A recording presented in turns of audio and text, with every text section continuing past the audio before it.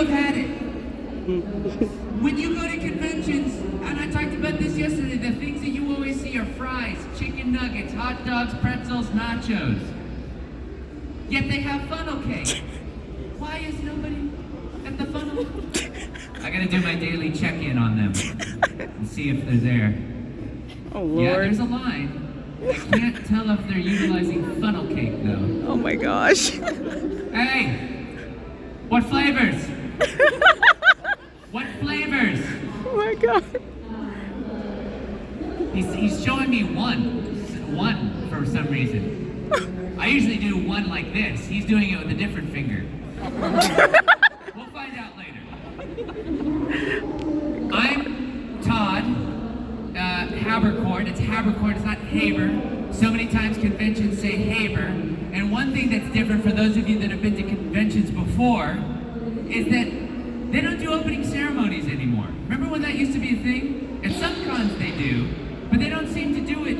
It's kind of like gone now. Opening and closing ceremonies. Has anyone been to Anime Expo? Well, okay, Anime Expo out in LA. I know you all haven't been to Anime Expo because you don't have long-lasting sunburns because you've been waiting in the registration line for 7 hours. But I hosted opening ceremonies and closing ceremonies one year, and it was cool because it was like they're like it's the biggest turnout for opening and closing ceremonies. It was tremendous. And a lot of good people. That's what they told me. But we don't do the opening and closing anymore. SoccerCon had cool opening ceremonies. Has anyone been to SoccerCon? This is a better question. Has anyone been to a convention beyond Texas? Okay, then this is good to know. So I'll quit asking if you've been there. So SoccerCon, when that takes place, that's in Seattle, which is a great convention, by the way. If you are looking for an excuse to go travel further than Texas, you should go to that con. They do have an opening ceremony that is like the mayor comes out and it's like SoccerCon Day. They have a whole day and they do what is it? Kodo drums? Makoto from Free? The drums? The drumming. And then they do dance, they have ceremonial dances, things like that. So they do it splendidly. I did host that one year. We did a couple of different things that weren't traditional dancing, because my dancing's not traditional. I do my best dancing when it's pitch black, completely dark in a room. Then I'm a master at dancing. But yeah, so, and then closing ceremonies, also, we don't do. I think, what do cons do nowadays? Because usually, like, I'm on a plane very, very quickly after, like, on Sunday, because it's like, it took 11 hours to get here Thursday. So it takes some time to get back. Yes, I'm with you. I don't know why we use the Oregon Trail to get home. I know there are planes. I don't know why. But yeah, so I know that they don't typically do closing ceremonies anymore, right? It's more like, sometimes it's like a panel of like, hey, what did you like? What didn't you like? Is that what happens now? Okay. Does anyone stay to a closing ceremony? Or what would be closing ceremony? Okay, so they do like a giant comment box panel.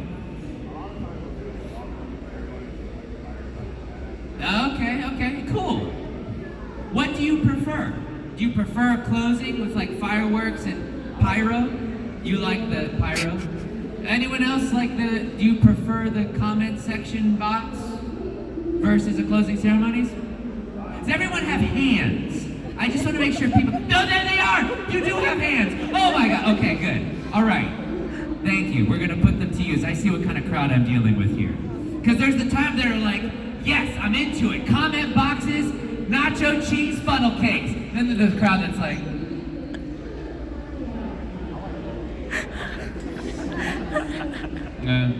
and then I get treated like I'm RuPaul's Drag Race being streamed at the same time while you're doing laundry. Where you just, because that's it, we put it on, but we watch it.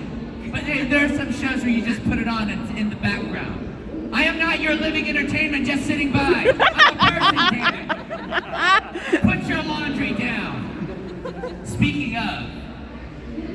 that Netflix is trying to do this thing where like they speed up the content. This is what I would prefer. Number one, make the dialogue to where we can hear it. When I was watching Andor, did anyone see Andor? I know that's Disney Plus. Anyone watch Andor? Anyone know what Star Wars is? Anyone know what a TV is? Oh, there are those hands again. They exist. They exist. This effort's so hard. So Andor, you could barely understand the dialogue. So we have to turn on the subtitles, and then when cool things are happening, I'm like, that's great. I'm looking at Arial font right now. And so I wish what Netflix and all the streaming services would do, especially for Mrs. H, is shoot the show with gaps of nothingness, just every 30 seconds. Because in those gaps of nothingness, that's when she's reaching for something or running to, you can keep it playing. That thing, whatever people do that, you know what I'm talking about? How many people do that at home? How many people breathe air? Yes, you have hands! Oh, I love it. I love seeing those hands. And now it's spite. Now it's spite. You're like, you know what? I want to raise my hand to that, but I'm not doing it now. I breathe air, but I'm not going to breathe air right now. Like, nice, I like it. Yes. You know what? What we need in moments like this,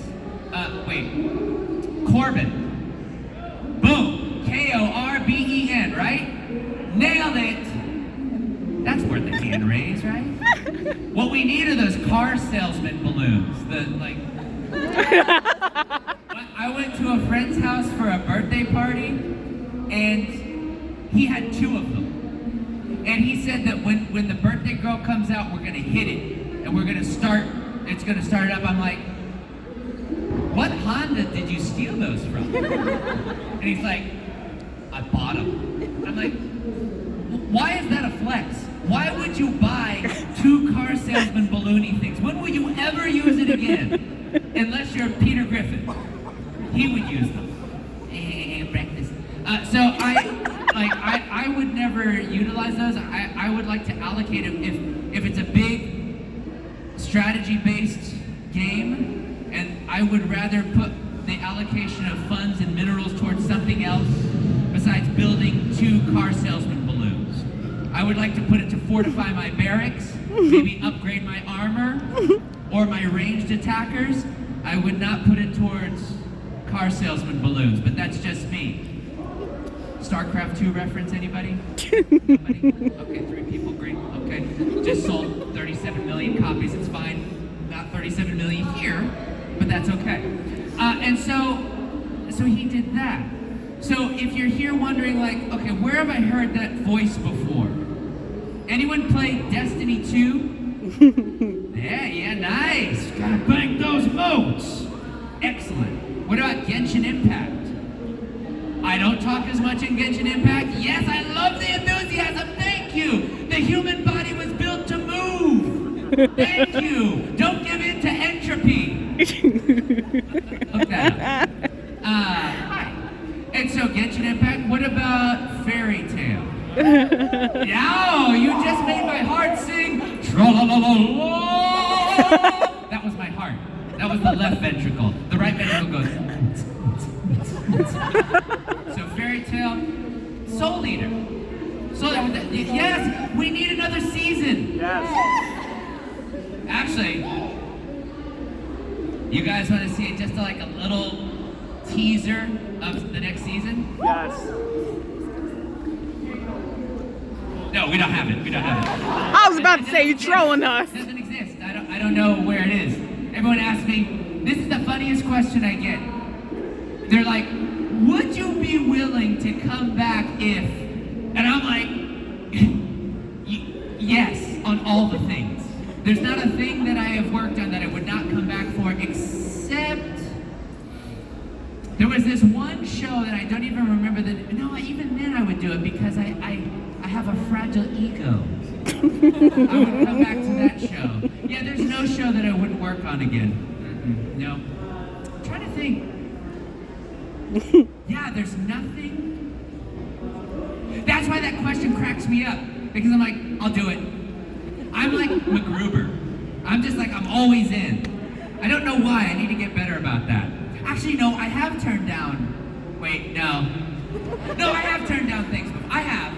I guess I'm the Nicolas Cage of voiceover. Have you seen that meme where, like, the waiter comes to the table with the rolls, and he goes, "No, I'm good." And they go, "Finally, a roll Nicolas Cage won't take."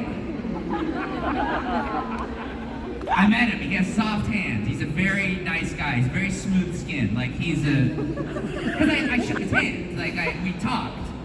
That's an odd thing to... I'm trying to remember if I told him he had good hands. I don't think I did. I did make a bad National Treasure pun, though. I wish I hadn't done that, because that was specifically what I told myself I wasn't going to do as I'm approaching him. So I'm literally walking up to him and I'm like, "Don't make a pun about National Treasure." And then I shook his hand and I go, "Hi," and he goes, "Hi." And I was like, because we were at a movie premiere, one of his movies. And I was like, "I don't want a picture. I don't want anything signed. I just want to tell you." And I was like, it was going well. It's like, yeah. He's listening. And I'm like, "You absolutely are a national treasure. Oh, God. And I can't wait to see you in the Smithsonian." And then he was like, "Oh, right." I was like, "Okay, have a good movie." And I walked away.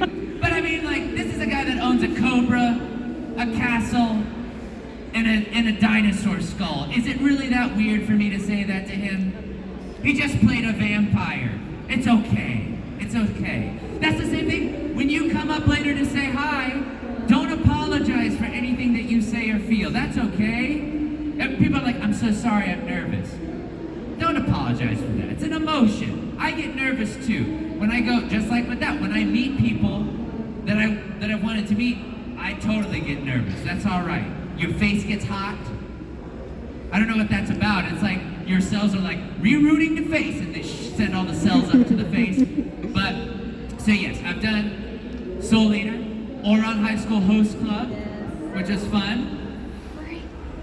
Natalia, D. Gray Man, Sergeant Frog. My Hero Academia, little garnish of that. Free. Did you say Wolverine? No, free. Oh, Free, yes. But I'm only down to do Wolverine. I'm down. Free, and then, gosh, Diablo 4, Overwatch 2. So many. That's what I want. I didn't want to do that. I didn't want to tell you that, but I felt like, judging by the lack of hand strength, I needed to tell you why I was here. Because so many times on panels,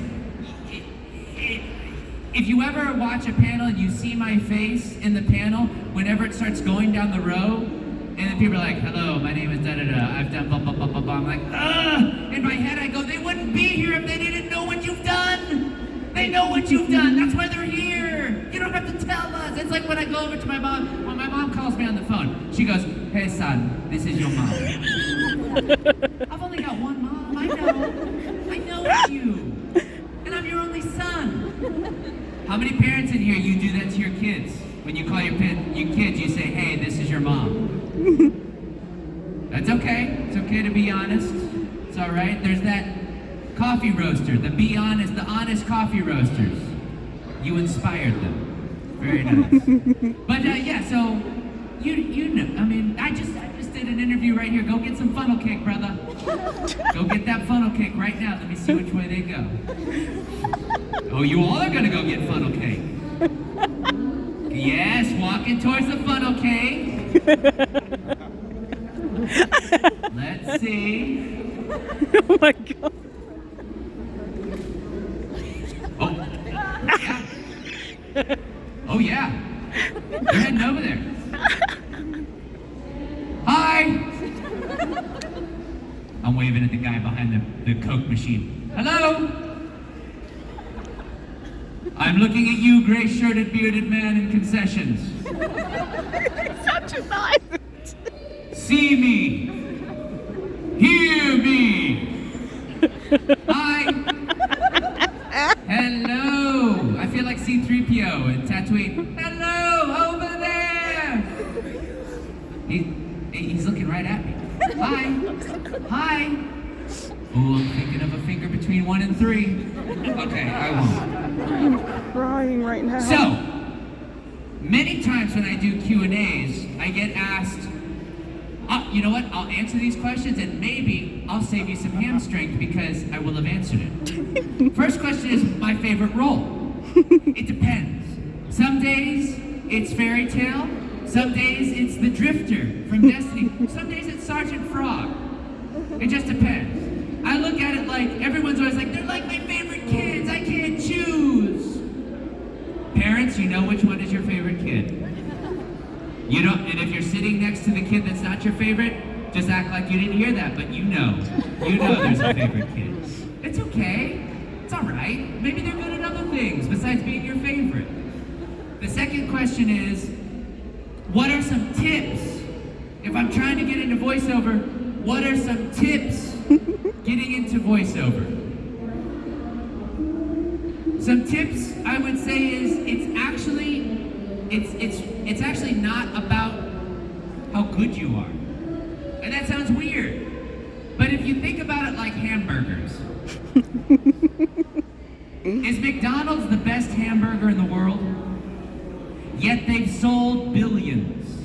That tells you all you need to know. It's not about how good you are. So, knowing that, maybe that takes a little bit of pressure off you when you're trying to pursue it. So when you're behind the mic and you get nervous, how many people have been behind the mic because you want to get into voiceover? You're thinking about it and you get a little nervous sometimes. Me, when I'm casting, I want you to be the one. All people casting want you to be the one. Meaning, we're rooting for you. So if we're rooting for you and we want you to be the one, we're cheering you on, we're your cheerleaders, that should alleviate some of the stress. Because we're not against you, we want you to be the one so that we can stop and go to McDonald's and get an order of those delicious fries. Okay? So we're rooting for you. That would be my tip is know that we're not against you. The other tip is know your strengths and weaknesses. Know what you're good at, know what you're not good at. Because everything that you're not good at, you don't have to work on. That sounds weird. Don't work on everything I'm not good at. For example, I occasionally get auditions for, I used this example yesterday. I get auditions for Superman.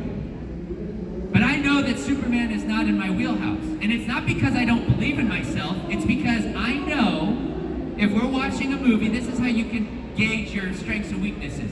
When you watch a movie, think about who you would cast yourself as in that movie. Then ask your friends or your non-favorite children that you're watching it with how they would cast you in that movie. And if they're the same, you've got an accurate self-image. Can I get you a question 1 second? How's that funnel cake? Yes. Do they only have one flavor? They do. Great, I'm glad you did that. I don't make anything off the, like it sounds like I make money. I don't get anything from the funnel cakes. I guess I should, because I just promoted them. Hold on. No, go ahead, what's your question? In middle school, you wanted to be a voice actor for 5 days.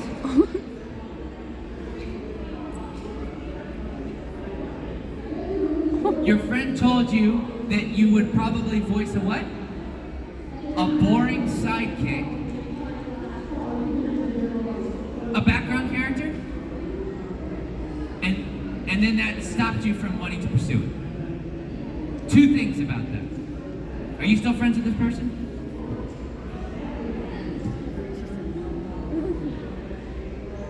So you're probably not. What's their last name? You don't remember. So, okay, so they're not a friend anymore, right? Let me ask you this. Would you take advice from that person? Then why would you take criticism from them? If you're not going to take advice from someone, don't take criticism from them. You don't need to care about what they think, right? And for Hotel Transylvania 2 through 4. Background stuff. It's still the same whether you're background or... And I got to voice match Adam Sandler several times. But people make a living doing that. When I go on the Sony lot, the Warner Brothers lot, the Paramount lot, all that, typically, it'll be for the background of a motion picture. That's okay. I park in the same spots, right next to Ellen. They don't say, oh, your background, you park 5 miles that way. No. So it's something to think about. But I understand. It's easy to get discouraged because on social media, for example, you could have 1,000 good things said about you, and that one bad thing, you're like, oh, all of that else it's irrelevant. I'm focusing on the bad. That's a intrinsic thing that humans have. I read a whole article about why we do that. It's a survival mechanism. So where it comes from is if you see a dark cave and you have a bad experience in that cave, you remember that more than anything because it could literally save your life, right? So that's kind of where it came from. We're still programmed in that way. So it's hard, I get it. It's not easy as flipping a switch, but think about that. Like what you think about the context of what they're saying to you, right? So you don't necessarily have to put stock in it. Everybody's going to have an opinion. It's just whether or not you decide to take it. It's like crossing someone on the street. If you pass someone on the street and they go, hey, don't go do that voiceover thing. You're just going to be a background guy. And then you never see him again. Are you going to be like, well, I guess that stranger decided my fate. Don't do that. Okay? All right.